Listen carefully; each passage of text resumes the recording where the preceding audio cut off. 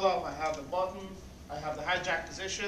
My cards is dealt to me, I just protect them, and I just start looking at the players who's next to act. And I start looking at them in order as they fold. And I'm looking for tells, I'm looking for something different. Like I said, the cards never changes, but people's reaction to cards changes quite a bit. Especially when a guy got aces for the first time. Some of them twitch their noses, they twitch their A's. They make different size of bets. They went from, instead of a 3x bet to 6x to 4x. People get excited for different reasons they do with cards. Like jacks. I think I identify jacks more than anyone else in poker when they come with these crazy 5x.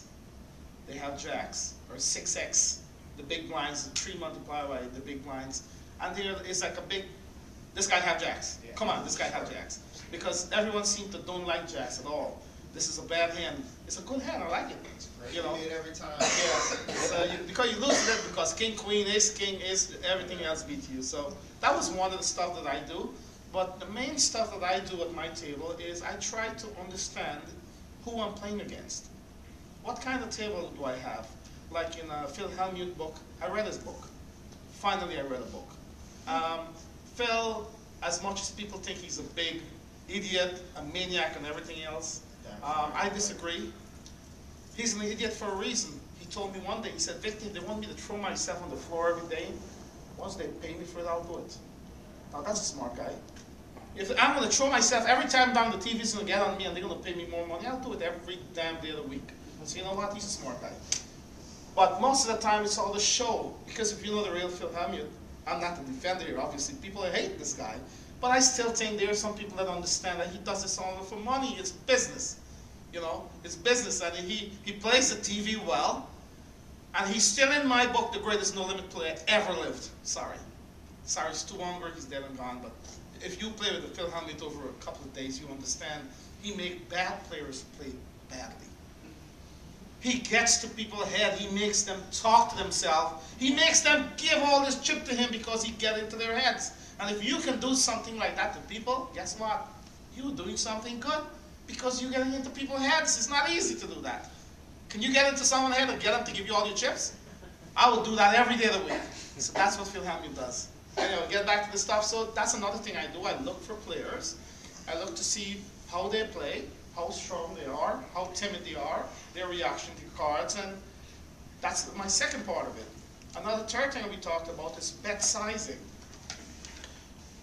The standard raise, which everyone in this room would have known, that is between 2x to 3x to 3.5x. When I say x, let me explain it, who doesn't know.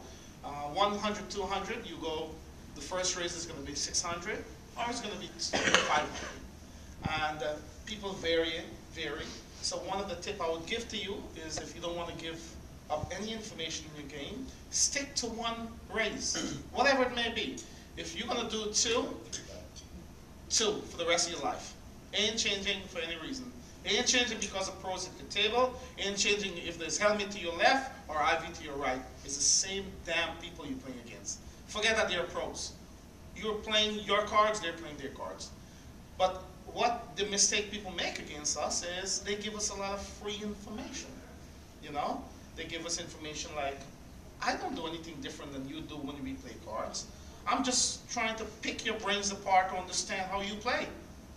Okay, when you re-raise me, how much times you re-raise me? 10 times? 6 times? I'm picking on you to find some information that I don't have.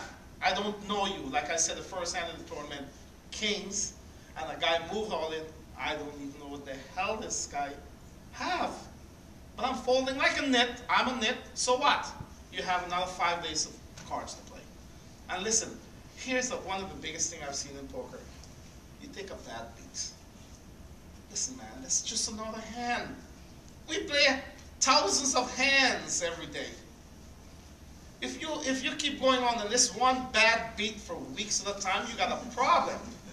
You know, do like what I do. If I get a bad beat, I go bang my head on the. Well, never mind. I don't do that. Point is that sometimes you got to get it over with because it's gonna stay on you forever, and it's a negative effect on you. You know, it's easy for me to say now because 8 years ago when I just started, I probably tell my grandmother of the bad beat I got, and she has no clue about the cards, right? So the faster you get over that stuff, it's like right now I take some of the sickest beat in my life, of course, and I give some of the sickest beat in my life. We only remember when we take a bad beat. All of us in here. We remember that guy gave us a one-outer. Do you remember when you gave him a one-outer too? No. You never remember that. You just remember the bad. It's all about you. I took a bad beat today. It was so sick. But you don't remember when you give that guy, how did that guy feel over there? You know? So you can go to the next one. So let's talk about some bluffing, man. We didn't talk about this all morning, so we should talk about bluffing. And how I approach bluffing and what I think about bluffing. Okay, what I think about bluffing and what I think about poker. So I'm going to differentiate what I think poker is all about. Some people will say to you, poker is about luck, luck, luck. 75, 90% luck is bullshit. Sorry. Bullshit. I don't believe in luck. I don't believe in it. If anyone in here saying it's all about luck, you're playing the wrong game. If you think about the luck, if you don't think this game is about skill, you've got a problem. Because of course you will get lucky. If you play good enough, if you play talented enough, and you've got what it takes to win at poker, you're entitled to get lucky. That's the way I take luck. So if I want to break down poker, here's how I break it down. I will say 10% luck. So we have to use the luck because there is some luck. You got the final table, you got deuces, the guy got aces, you crush his aces. I got lucky. But seriously, how often that's going to happen to you? How often is that deuces going to beat you? You do the numbers, you run it hundreds of times, and you'll find you'll crush his ass. But he got lucky. Yes, you got lucky. So I break it down 10% luck, 10% your betting patterns, your betting style. That's 20%. And you know what I think about the other 80%? I think it's all skill. I think it's all your ability to outplay your other player on the other side. And like I said earlier, I went 4 days in the main event a few years ago. 4 days with no aces, kings, and queens. 4 days in the main event I survived. And I got deep and I made a lot of money. And I had no aces, no kings, but I was playing poker. I was playing my players. I was pummeling them when I think they're weak. You know, it's like you pray on the weak. It's like, seriously, that's what the game is about. The game is not about, oh, aces, kings, queens. Of course it's that. But you can have aces the first time all day, got it, and you raise and everybody folds. You say, shit, I finally got it. But it's not about aces. It's about able to outplay players. Right? So we get to the bluff part. So here is how I pick my spot off in bluffs. We first talk about the semi-bluff. That I'm sure some of you know what the semi-bluffs are. They have different situations. Semi-bluffs work well when you have position. I raise, let's say, a player raised under the gun with whatever cards, and I re-raise them. I re-raise this player. Why? Why? I don't even look at my cards. I re-raise this player simply because I think this player is in a position where the probability of that player's bluffing is going to be 60, 70% of the time. And that player is going to be in the hijack or behind the hijack. I don't like to be necessarily on the button. Because when you're absolutely on the button, it looks like you're re-stealing when you play against these maniacs. So the way I do it, I want to be like in the small blind even. That's great, that's strong. So that's the time I use the guy raised me. I didn't look at my cards. He made it 3x. And I'm going to make it like the standard. I'm going to make it probably about 5.5 to 7.5 re-raise. So he makes it 100, 200, we make it 600. I am going to probably raise him another 900 on top of that. And I picked up an uncontested pot without showing aces. I had no aces. But I will always represent that I have aces. But I wouldn't do that when the blinds is 1-200. I'm going to wait when the blinds is 1-2,000. When it really matters, when the blinds is 1,500, 3,000, when it's great to make a steal. Now, the tight players, here's one for the tight players, the solid rock players. Listen, people call you nits because you're tight. But listen, if you're only so smart to understand if this is what your whole demeanor is, a solid rock players, you know what I would do if I'm you? I would re-raise more. I would re-raise their ass more and they would believe I have aces every time. So yes, instead of having aces once a day, you have it like 10 times a day now. It'll work. Because they already know that I only play with aces and kings. Just try it for one tournament. And let me know how that feels. Believe me, because they're going to believe you. They have to believe you. Because all I do all day, I fold when you raise, I fold when you raise. And you are going to be the prime candidate to take advantage of, like me, I can't do it. Because they think I'm a loose cannon. Right? So only so often I get some strange players that I've never played before, and I saw they were a little timid. I'm going to try that crap. I can't try that on the pros all the time. They'll know I'm full of shit. They'll just say, he can't be having it all the time. But you as a tight player, do that. Because you'll come with a lot more chips.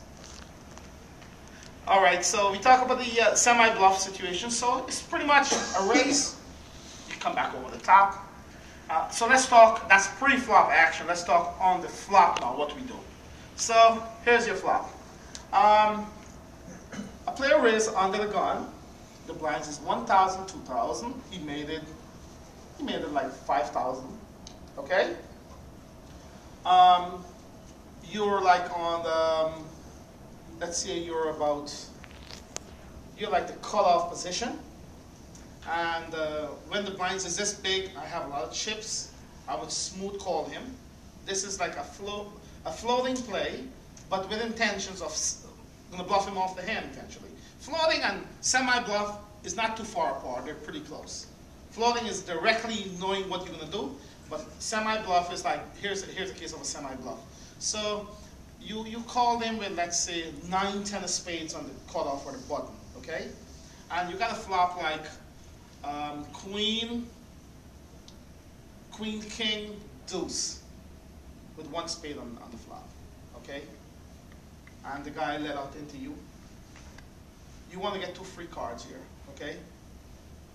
So what we do, let's say the guy bet the flop. You raised him. Most of the time you raise him, he's going to fold. But let's say he does call. Now you have a gut shot, and you have a backdoor flush draw. Because the flop is king, queen, deuce, you got 10-9. You got nothing, right? So raising him on the flop is telling him you got him beat, but you really don't necessarily have him beat, right? And most of the time, if that guy called after he bets into me into the flop, and I raised him, and he calls me, I'm done with the hand. That's right. I'm done. Don't push your luck. Don't 3-barrel. The 3 barrels ain't gonna work here. This guy's got a hand. He ain't gonna fold. He probably got like king jack, or maybe ace queen. There's a possibility, but he ain't going anywhere. It's hard to get that guy off the hand. And again, what I look for when he bets into me on the flop, and I raised him, I'm looking for one thing. I'm looking to see what's his response time in making that call. This is important information. If this guy instant call you, boom, you're done, you freeze. I give up. I'm waiting for a jack, no baby. I might get it. I'll go to him. Believe me, I'll get it before the river. But so the next card, what he's gonna do? He's gonna check, and you gotta tap behind him. So this is the semi-bluff that sometimes works, and sometimes you give people some really dirty beats. Because in this case, we have nothing, right? You get your free card. We got the free card, and then if he misses again the river, well then I can't tell what I'll do then. Most likely I'll try to take the pot from him. Well, that's what I was wanting to ask you too when you're talking about the queen or the king, queen, jack board bluffing at, or the dude with the 3-5 making the play. Is it wise to bluff at a drawing board? I mean, they're just going to come floating along with you, aren't they, with a drawing board? Well, you see, again, I look for drier boards to bluff at. Oh yeah? I think those are the better boards to bluff at.